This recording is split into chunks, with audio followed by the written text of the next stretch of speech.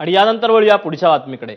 भाजपचे आमदार गोपीचंद पडळकरांनी जयंत पाटलांवर पातळी सोडून टीका केली। जयंत पाटलांच्या वडिलांचा उल्लेख करत पडळकरांनी अत्यंत खालच्या पातळीवर जाऊन ही टीका केली आहे। टीका करताना पडळकरांनी जयंत पाटलांचा एकेरीही उल्लेख केला, तर जयंत पाटलांवर गंभीर आरोप केले। या टीकेमुळे पडळकरांना महाराष्ट्राच्या राजकीय संस्कृतीचा विसर पडलाय का असा प्रश्न उपस्थित होतोय। त्यामुळे मुख्यमंत्री फडणवीस गोपीचंद पडळकरांना आवरणार तरी कसं असा प्रश्न उपस्थित होतोय। पाठवली कशासाठी? गोपीचंद पडळकरनं कुठल्या व्यापाऱ्याकडून वर्गणी घेतली का? या मधला एखादा व्यापारी घ्या आणि त्याच्यावरती खंडणीचा गुन्हा दाखल करा। अरे जयंत पाटला, तुझ्यासारखा भिकारी अवलाद गोपीचंद पडळकरची नाही। माझ्या ती धमक आहे कार्यक्रम करायची, तुझ्यासारखी ती अवलाद नाही। तू राजाराम पाटलानं काढलेली अवलाद मला अजिबात वाटत नाही।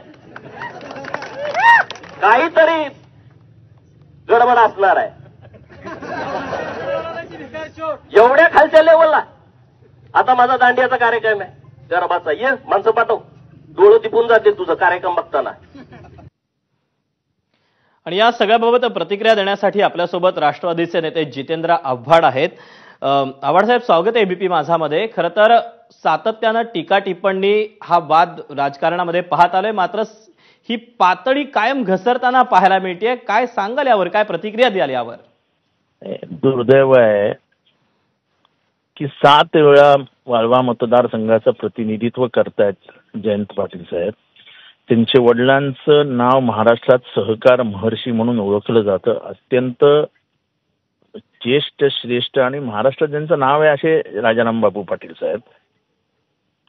त्यांच्याबद्दल ज्या अरेतुरे पद्धतीने बोललं गेलं किंवा ज्या मातोश्रींचं काय राजकारणी समजलं, त्यांच्याबद्दल जे काय बोललं गेलं, ही कुठली भाषा आहे? म्हणजे ह्याला काय म्हणायचं? जे बोलले त्यांचं नावही मी घेऊ इच्छित नाही, पण मला प्रश्न आहे की नेहमी संस्कार आणि सुसंस्कृतपणाबद्दलचं नाव घेणारा भाजपच्या नेतृत्वाने याच्याबद्दल भाष्य करावं ना, की महाराष्ट्राची राजकीय पातळी आपण कुठल्या पातळीला घेऊन चाललो आहोत?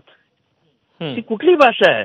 महाराष्ट्राच्या राजकारणात आजपर्यंत असं कोणी बोलल्याचं माझ्या तरी लक्षात किंवा माझ्या तरी निदर्शनास आलेलं नाही। मात्र आव्हाड साहेब, लगाम लावला पाहिजे।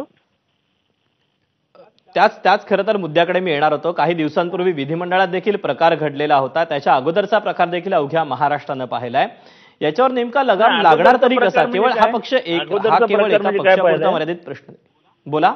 अगोदरचा प्रकार म्हणजे त्या अगोदर जी काही शिवीगाळीचे व्हिडिओ देखील समोर आलेले होते, विधिमंडळामध्ये प्रकार घडलेला होता, तुमच्या सोबत देखील शिवीगाळ झाल्याचा जो व्हिडिओ होता तो देखील समोर आलेला होता। ठीक आहे, ते वैयक्तिकरित्या काय कोण, आपण ही कुठली आईला बोलायचं, वडिलांना बोलायचं, पितृत्वाबद्दल मातृत्वाबद्दल शंका व्यक्त करायची, कुठले संस्कार आहेत? आणि त्या राजकीय पक्षाला मान्य आहे का? जोपर्यंत राजकीय पक्षाचे नेते अशा नेत्यांना आशीर्वाद देत नाही तोपर्यंत अशी माणसं धजावते, हिंमत नाही, आमची अशी बोलण्याची हिंमत होणार नाही। 5व्या मिनिटाला शरद पवार साहेबांचा फोन येईल आणि थोबडवतील आम्हाला। नेतृत्वाची भीती असली पाहिजे ना, की आपण जर बोललो तर आपल्या नेता आपल्याला थोबडवणार, आपल्याला कानफडात मिळेल। नेतृत्वाचं मागणं टाळ्या वाजवणार असेल की वा वा वा काय मस्त बोलला रे, आपण महाराष्ट्राची राजकीय संस्कृती फार लयाला मिळते, संपली। म्हणजे आपण म्हणजे कुठल्या राज्याचं नाव घेणं सुद्धा लागली, एवढं आपण खाली चाललो आहोत। स्वाभाविकच या सगळ्याची आता त्यांच्या पक्षश्रेष्ठीकडनं कशी दखल घेतली जाते, त्यांना कसा लगाम घातला जातो हे पाहणं महत्त्वाचं असणार आहे। तुर्तास धन्यवाद आपल्या या सविस्तर प्रतिक्रियेबद्दल।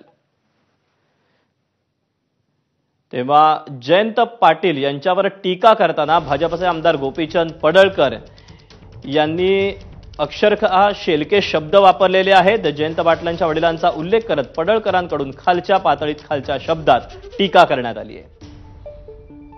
आपण पुन्हा एकदा पाहूयात की गोपीचंद पडळकर काय म्हणाले।